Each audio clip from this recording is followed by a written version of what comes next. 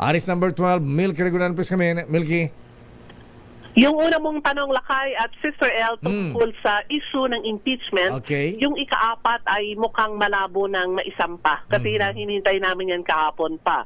Ngayon, merong meeting ang Makabayan Bloc para kausapin yung iba pang mga mag-iendorso sa first and third impeachment complaints laban kay Vice President Sara Duterte. At totoo yun, Lakay, sinasabi mo na meron ding mga panukala na isinumite rin dito sa Kongreso para ibigyan uli ng prangkisa ang ABS-CBN. Ito ay dadaan din sa mga masusing pagdinig din na mga kaukulang komite dito sa Kamara. Pero hihintayin muna ng Kongreso ang posisyon naman ng Department of Finance at mga stakeholders sa panukarang moratorium sa pagtaas ng buwis sa sigarilyo.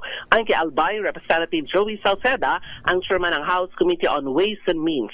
Mahalagang malaman muna ang posisyon tungkol dito ng DOF bago magtakda naman ng direksyon ng komite. Sabi ni Salceda, sa datos, umaabot na sa 129 billion pesos ang mawalang revenue sa gobyerno dahil sa mga sigarilyo na smuggled at hindi napapatawan ng buwis. Paliwanag pa ni Salceda, napakamura na ngayon ang pagbili ng sigarilyo online o yung bulk o yung maramihan, katumbas naman ng 1/3 sa presyo ng tax at legal cigarettes. Oh, Sa talaga? report ng National Nutrition, Lakay, mas mura daw.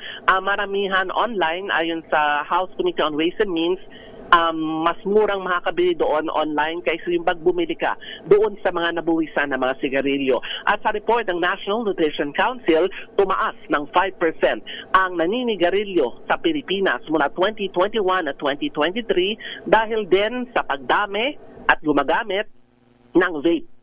At ito daw ay dahil na rin sa pagtaas din ng paninigarilyo ng mga kabataan. At dapat din daw itong tignan ng pamahalaan at ng Department of Health. Ano ba ang titimbangin dito, buwis o kalusugan ng ating mga kababayan sa issue naman ng paninigarilyo.